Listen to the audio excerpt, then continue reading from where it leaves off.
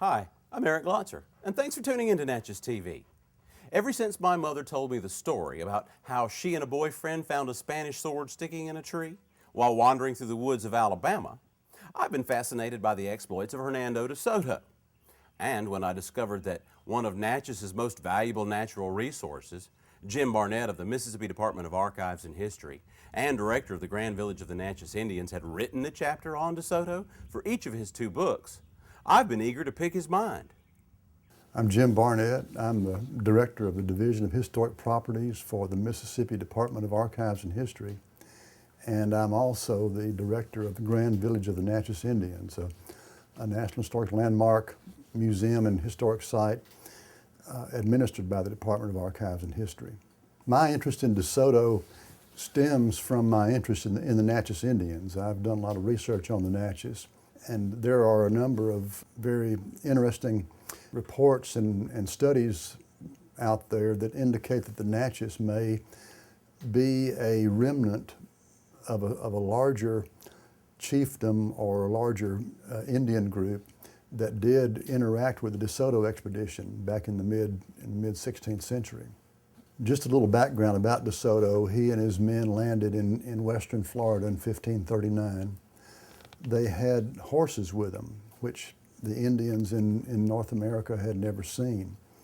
The horse evolved or originated here in North America back during the Ice Age, but since that time there have not been horses here. Well, they came back with the Spanish conquistadors, and the De Soto expedition then traveled with their horses across the southeast, doing battle with all the Indian tribes that they came upon. And the Indians had no idea how to defend themselves against mounted riders. De Soto himself had been part of other Spanish expeditions in Central and South America, and he had seen the fabulous wealth that was available down there in gold. He was also, like the other Spaniards on these expeditions, keenly interested in getting people for the slave trade, for slavery, to enslave the Indians, to sell them to other Spanish possessions, around the Spanish Empire. So when De Soto came to North America, it was his chance to be in charge of his own expedition on equal footing with Pizarro and the others. De Soto had lots of experience with the Indians of these southern or Central and South American countries there, so he knew what their weaknesses were. He thought he knew how to handle them and how to be successful. De Soto was hoping to find gold and silver that could enrich himself, and it just never happened. The army of Spain in the mid-16th century was it may have been the most powerful military force in the world. The Spanish, by that time, had spent over 600 years fighting the Moors, the Muslim people who came out of Africa, who invaded Spain and set up their towns and mosques and everything all across southern Spain there. And so you had 4 or 5 centuries of nothing but warfare. So you had this extremely powerful military force with horses and all the techniques of modern warfare at that time, coming over here to this hemisphere where the ball game was completely different. There were no horses, there were no large-scale warfare, there was no, at least in North America, no conquering of other nations. That was unheard of. It just didn't happen. So the De Soto expedition was a tragedy in many ways to the Indians of North America, especially because of the military power that these people had. When the Spanish came over to this hemisphere and went and found some of the civilizations in Central and South America, they found civilizations that had developed along a little bit different lines than the Indians of North America. In Central and South America, you had towns or cities where there were professional people who did things for a living, and somebody else then provided the food that would support these people, whether they were making monuments for temples or whether they were building roads or whatever, they were doing there. It was a different type of economic and social setup. In North America, every family was economically sufficient. Within your family, within your kin group, your lineage, you were able to get everything you needed to survive, and survive very well. Even though there were large cities and of Indians in North America.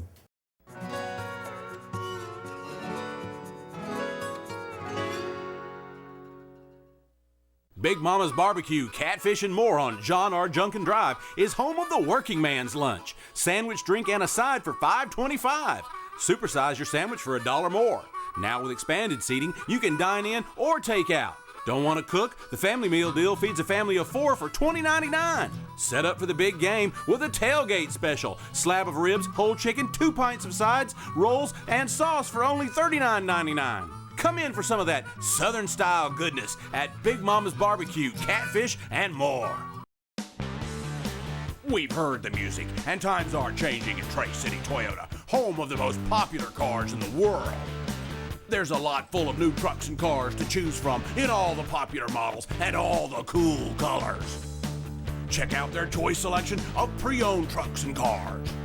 Scott Tratner and his sales staff are eager to help you sink the deal on the car of your dreams at Trace City Toyota.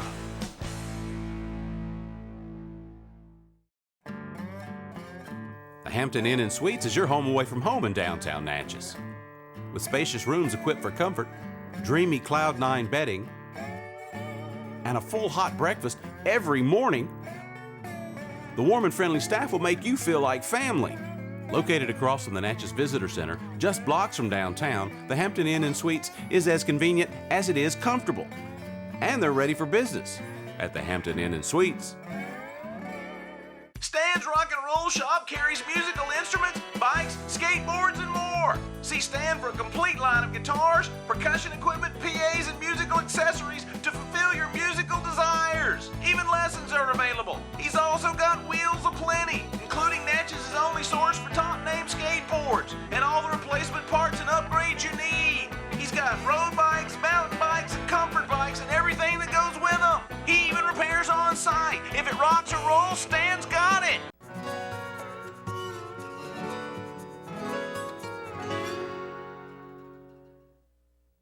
Hernando de Soto came to North America with what he believed to be a superior force, searching for riches and glory. But when he got to the Mississippi River, he discovered a superior culture with a different set of values, and the conquistadors' plans for conquest were washed away.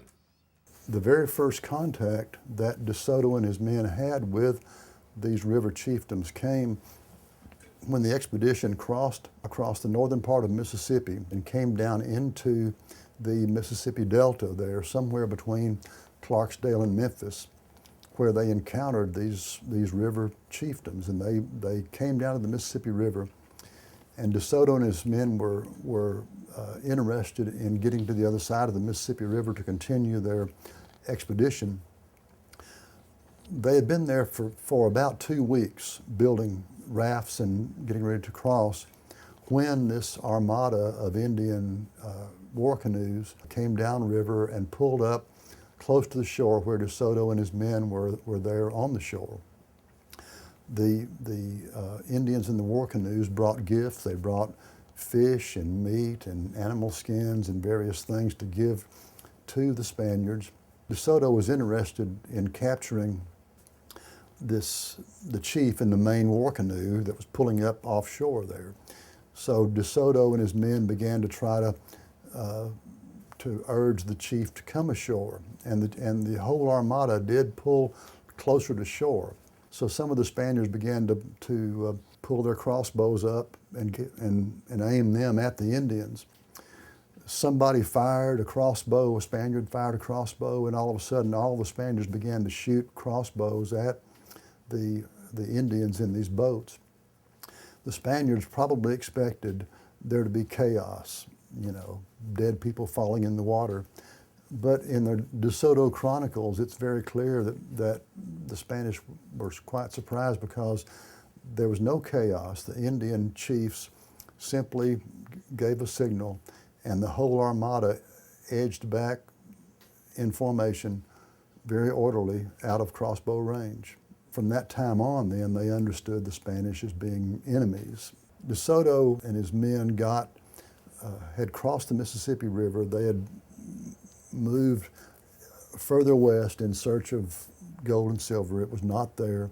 So they came back to the Mississippi River, and it was at that point when De Soto was told about a very prominent and wealthy chiefdom a little ways to the south downriver called Quigualtam, and that it was a very rich province. De Soto then, thinking this could be my last chance, you know, maybe they do have something that's worth something to us, sent a messenger down into the Quigualtam province, an Indian messenger, to tell the chief down there to come and present himself as soon as he could to De Soto and bring something of wealth with him. But the messenger came back and said that the chief Quigualtam, in so many words,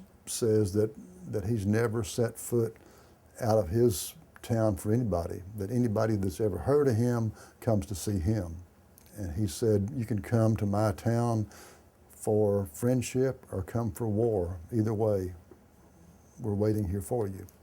Well, De Soto, when he heard that, probably wished that he could go and teach this chief a lesson like he had taught lots of other chiefs across the Southeast a lesson. But by that time he was too sick, and shortly thereafter he died. What became of his body, no one will ever know. His subordinate, Moscoso, took command of the expedition. The Quigualtam warriors took to the river and chased the Spaniards down the river for several days and nights. The warriors were traveling in giant wooden dugout canoes that could hold 80 to 100 warriors. Part of these were bowmen standing in a line down the middle of the canoe, and then the others were kneeling on either side of them with paddles to paddle there. And in the back of the canoe, in the stern there, was the chief or the commander there, and they were extremely agile on the Mississippi River, which can be a tricky water to navigate on, but these people could do it effortlessly. And so they chased and harassed the Spaniards down the Mississippi River for 3 or 4 days. They could have killed them, but they didn't. They seemed to have more interest in just having fun with them. And the war canoes, one war canoe would pull up alongside the Spanish boats, and they would shout and taunt them and shoot arrows. Then they would pull away and let somebody else have some fun for a while on the chase down the river. The De Soto Chronicles talk about, and the Spaniards were quite surprised at this, was that when the Indians, the Quigualtam Indians, first appeared to the Spaniards on the river, the Quigualtam Indians had positioned themselves upstream from the Spaniards, so they had the advantage at that point. The Spaniards were not very good in boats anyway. The astonished Spaniards saw something that no European had ever seen before, and that was that some of the Indians jumped into the river and came up and held on to the sides of the canoes to steady the canoes there to keep them from rocking. And while the bowmen standing in the canoes then could have a sure place from which to shoot their arrows at the Spaniards in their canoes, other Indians that dove in the water came up on the Spaniards' boats and capsized them, drowning some of the Spaniards. So they were very skillful in fighting on the Mississippi River and using the river to their advantage.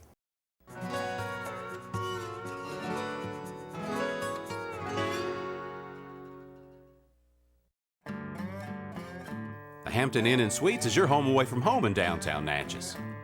With spacious rooms equipped for comfort, dreamy Cloud9 bedding, and a full hot breakfast every morning, the warm and friendly staff will make you feel like family.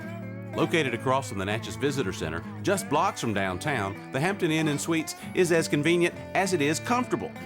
And they're ready for business at the Hampton Inn and Suites. We've heard the music, and times are changing at Trace City Toyota, home of the most popular cars in the world. There's a lot full of new trucks and cars to choose from in all the popular models and all the cool colors. Check out their choice selection of pre-owned trucks and cars. Scott Tratner and his sales staff are eager to help you sink the deal on the car of your dreams at Trace City Toyota. Big Mama's Barbecue, Catfish, and more on John R. Junkin Drive is home of the working man's lunch. Sandwich, drink, and a side for $5.25. Supersize your sandwich for $1 more. Now with expanded seating, you can dine in or take out.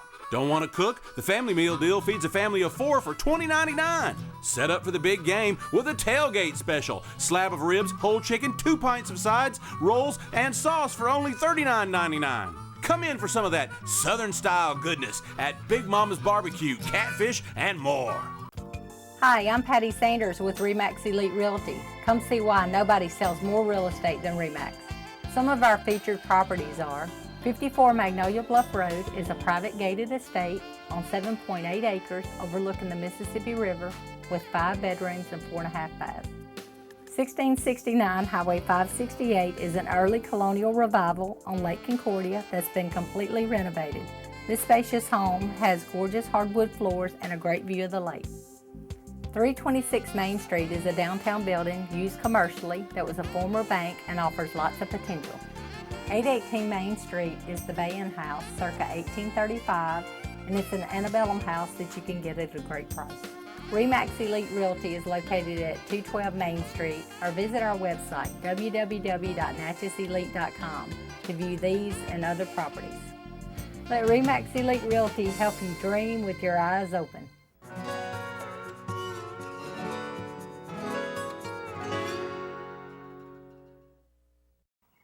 Hernando de Soto. His plans for establishing Spanish control over North America capsized in the Mississippi River. But the tragedy is that his greed succeeded in taking down a better way of life. There are 4 chronicles or narratives of the De Soto expedition. The University of Alabama Press has published back in the 1990s a 2-volume set called the De Soto Chronicles that contains all of the known narratives of the De Soto expedition translated into English. So you can go and read those and read for yourself the words of the Spaniards who were on the expedition.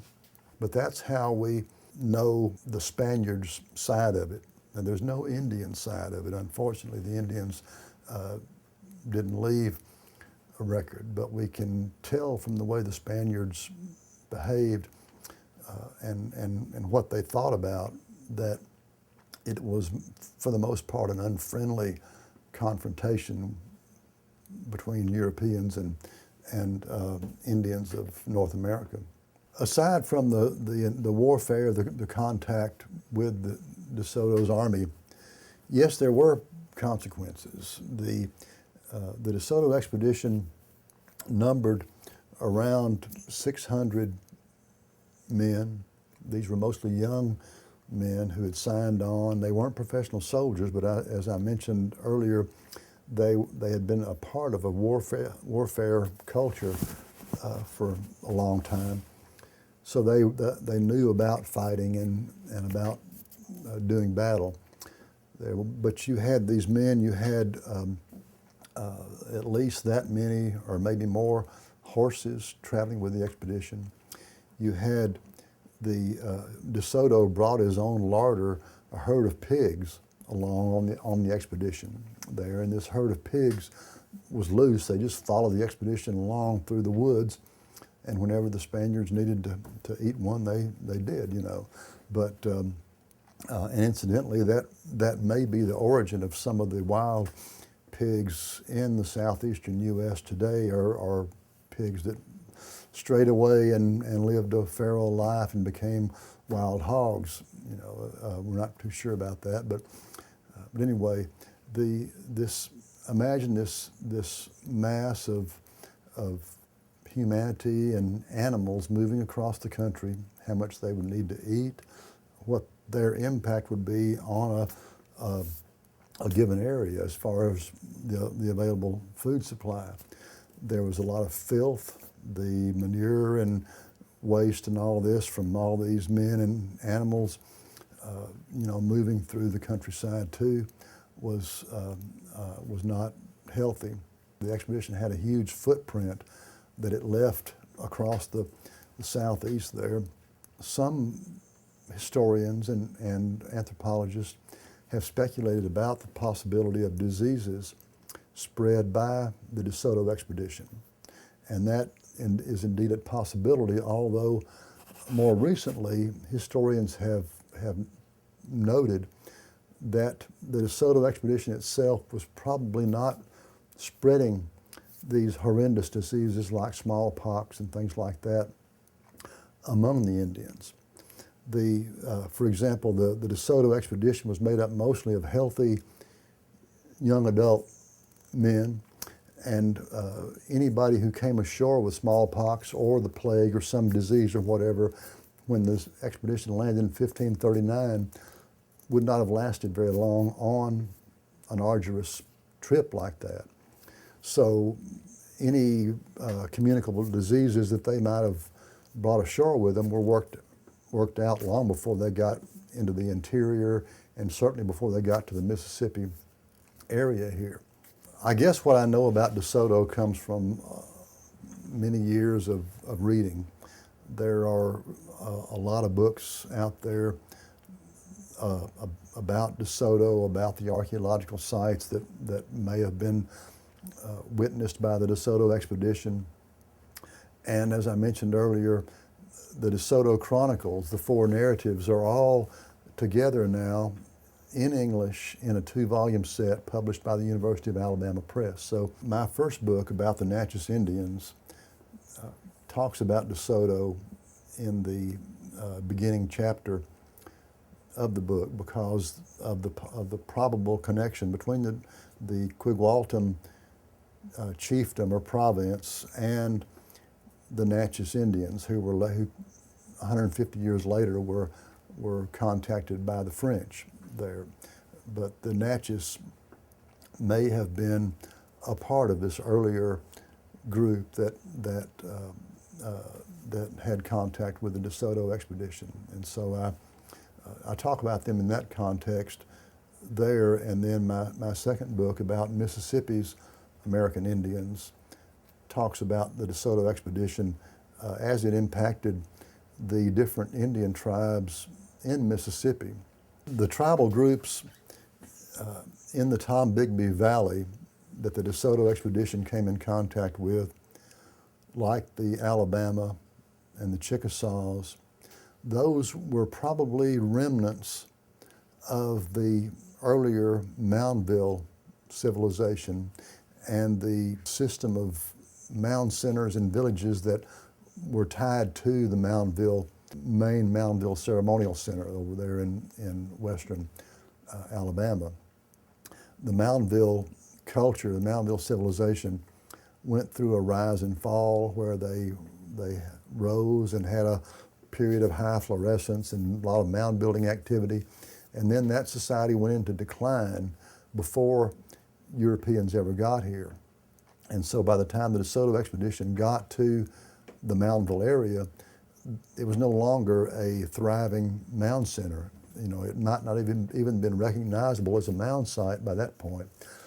But there were a number of smaller groups living in the region there that were probably the remnants of that once more powerful civilization in the same way that the Natchez over here on the Mississippi River were probably a remnant group of this larger Quigwalton society.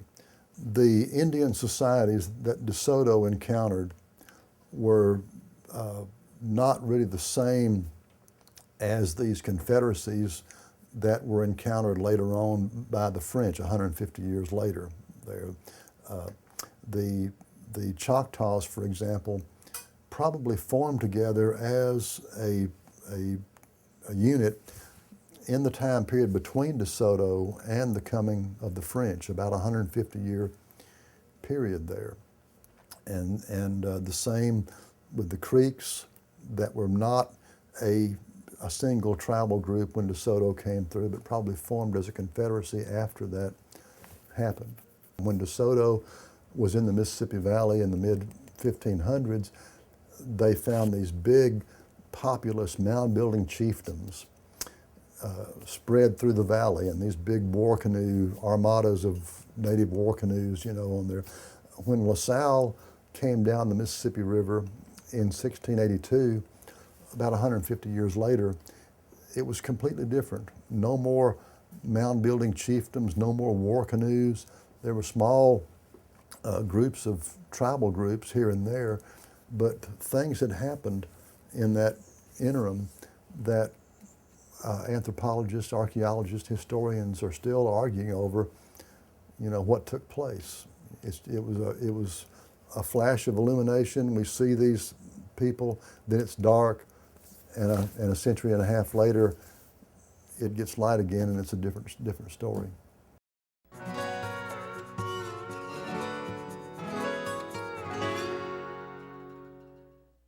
Big Mama's Barbecue, Catfish, and more on John R. Junkin Drive is home of the working man's lunch. Sandwich, drink, and a side for $5.25. Supersize your sandwich for $1 more. Now with expanded seating, you can dine in or take out. Don't want to cook? The family meal deal feeds a family of 4 for $20.99. Set up for the big game with a tailgate special. Slab of ribs, whole chicken, 2 pints of sides, rolls, and sauce for only $39.99. Come in for some of that Southern-style goodness at Big Mama's Barbecue, Catfish, and more. We've heard the music, and times are changing at Trace City Toyota, home of the most popular cars in the world. There's a lot full of new trucks and cars to choose from in all the popular models and all the cool colors. Check out their choice selection of pre-owned trucks and cars. Scott Tratner and his sales staff are eager to help you sink the deal on the car of your dreams at Trace City Toyota.